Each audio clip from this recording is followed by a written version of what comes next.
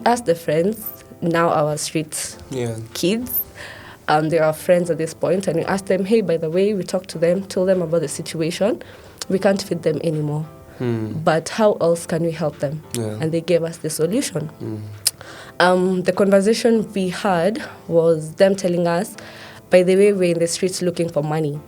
Okay, cool. And what else? Why are you looking for this money, and what do you do with this money? The money, yeah.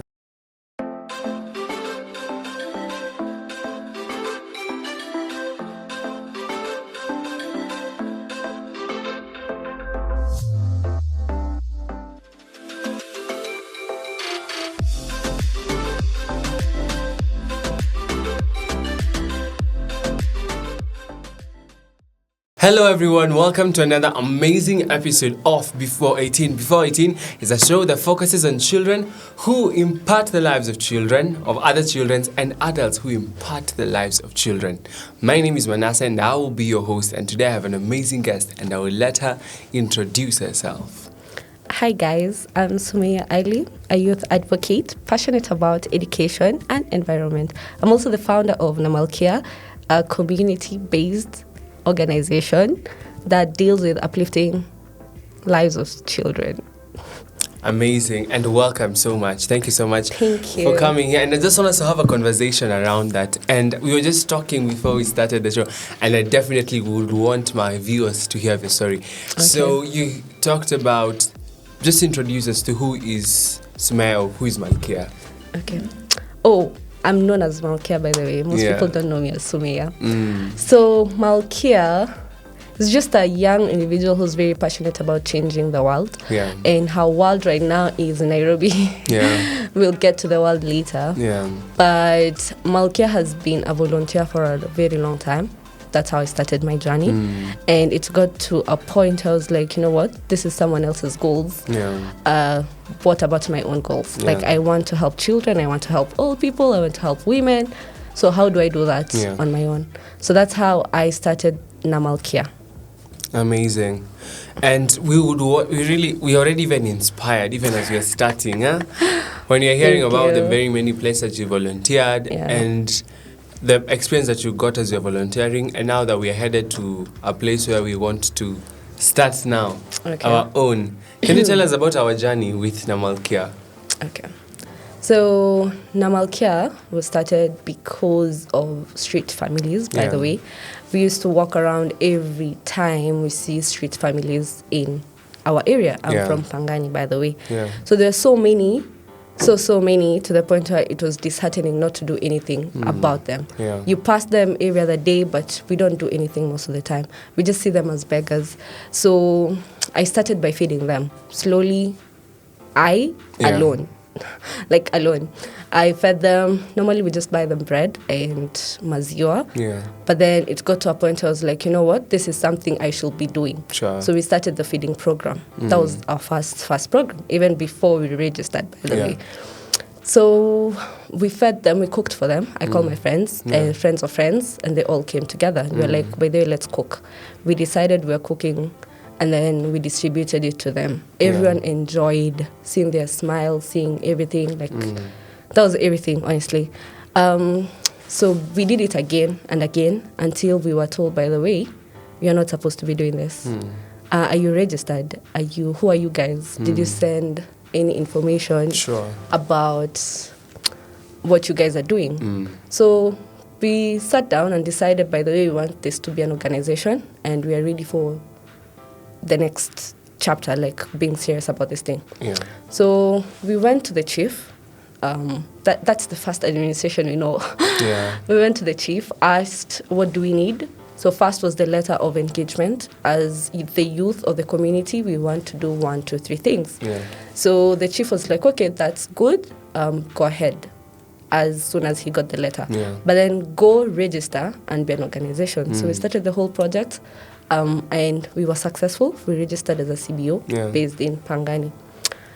So we made it an official thing, cooking and feeding the street families. Those are the most vulnerable children in our society.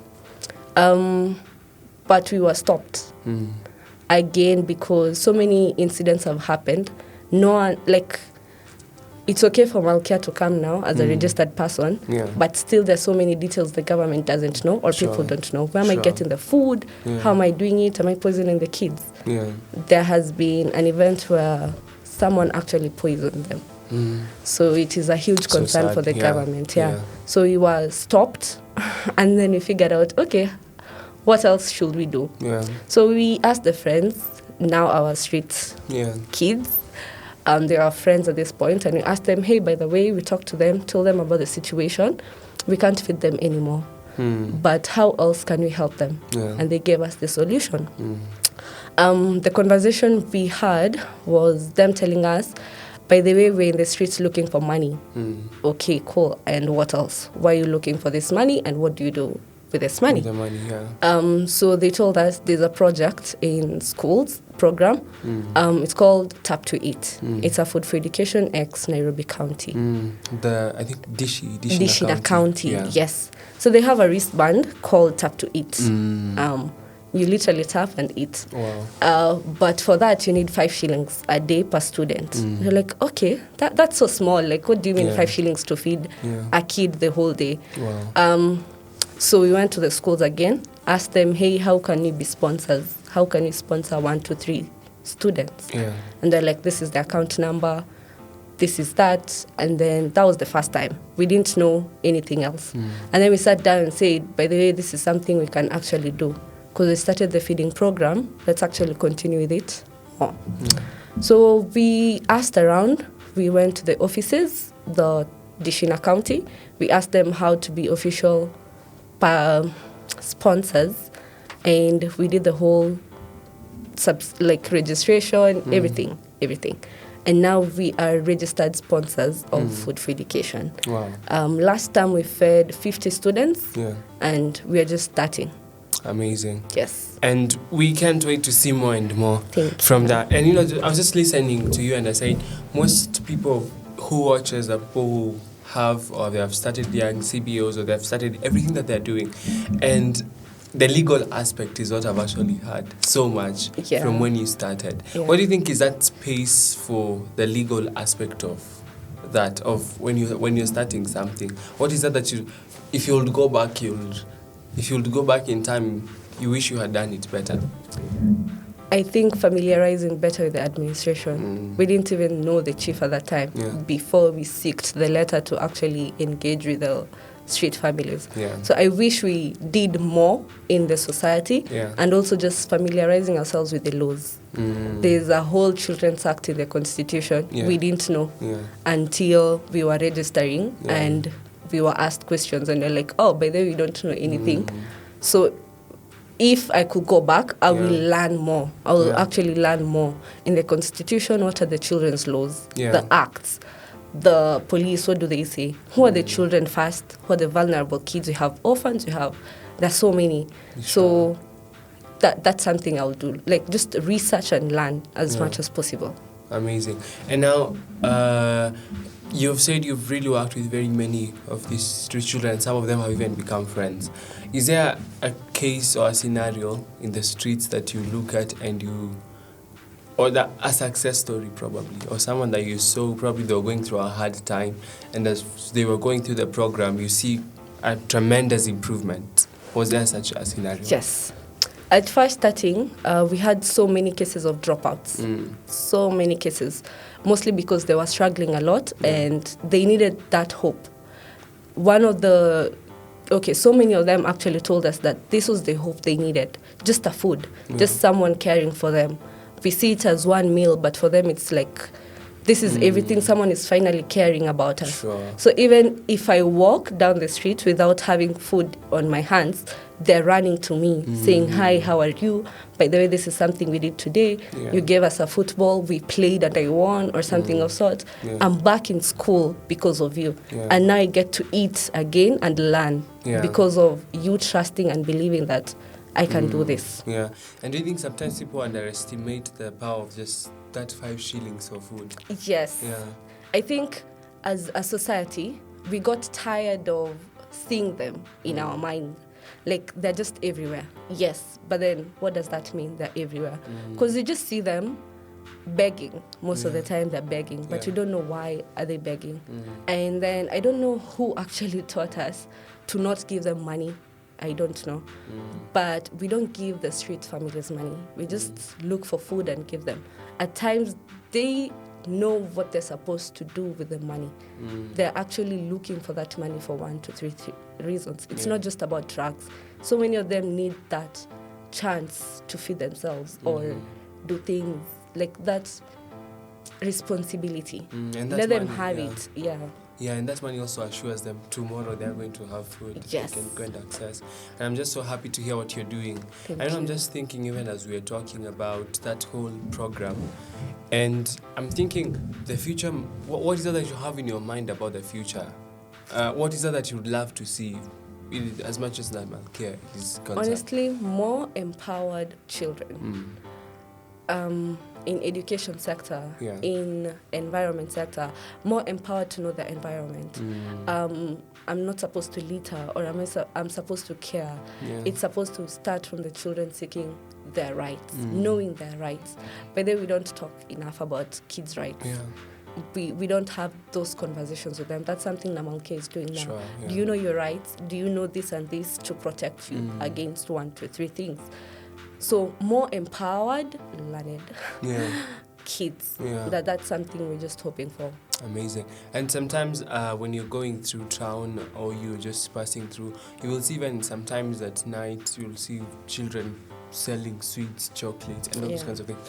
When you see such a scenario, what is that happens within you? What is that? It's a smart thing they did. Like, they're not asking for money anymore. They're already entrepreneurs.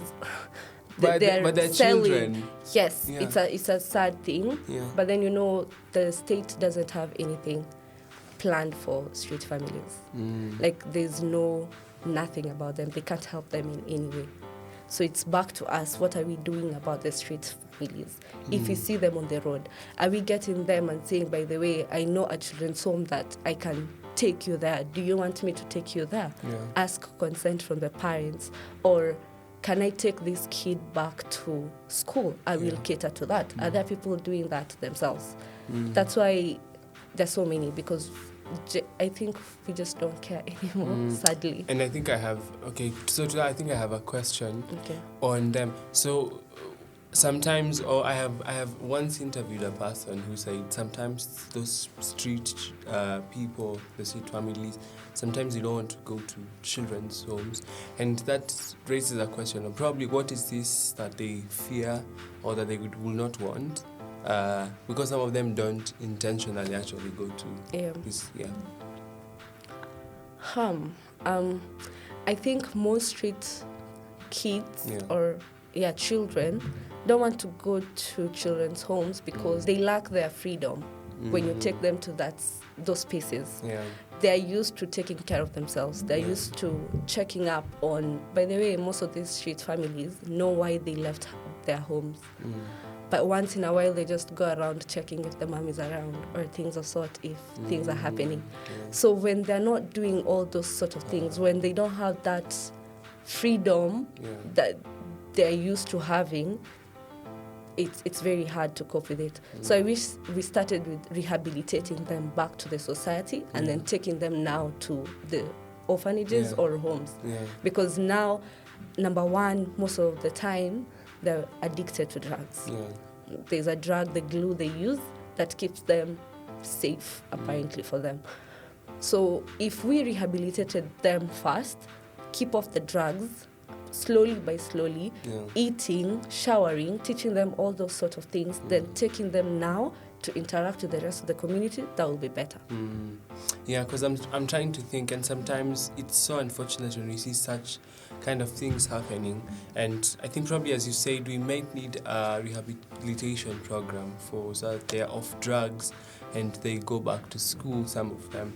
And sometimes we look up to a future where we'll have less people or even no people at all on the streets, and probably how we can even have, as you say, they can also know their rights, they're also not taken advantage of. And that's amazing. So I think I have another question on how do we ensure that, how in your view in the field of children, in the next 5 years, where do you think the state of children should be in the next 5 years? What I hope to see for children in the coming 5 years is more freer, smart kids. It's not just about watching TV and glued to your phones, but rather children knowing their opportunities out there. Children knowing that I'm supposed to interact this way with an adult or this way. I think that's the future I'd like, honestly. Amazing. Yeah. And I think I also share with the same future, same line of thought, in as much as the future of children is concerned. And you have an incredible story, especially when you're talking about Malkia. Now, speak to that person who, they are trying to start something and they honestly don't know how to. And they're saying, every time I walk on the street and I see this, or anytime I look at this type of people, I feel as if there is a calling for me to do something. What's that I should tell them? I think you just start small. One thing I'd like to tell people who want to do something about the situation around them, might be street kids or families, might be any other vulnerable kid, is start small. Just take that step. It might be bread you're buying for them. It might be milk. It might be a conversation. Hi. It might be a smile. Just start. You don't need to push yourself. There are communities out there. Na Malkia is ready to actually help you, work with you in this journey. So many other organizations are helping people. So many out there. So just look for collaborations. It's not just about you. We are ready to do it together, all in the purpose of helping people. Let's change the world step by step. Amazing. And where can these people get you? Where can they get Na Malkia? Where can they get Mayah? Yes. Everywhere. On Instagram socials, our name is Na Malkia, NAMALKIA. So it's Na Malkia, together with Malkia. Yes, everywhere. Amazing. And you find me at Manasseh Githua on Instagram. Thank you so much. Until next time, bye.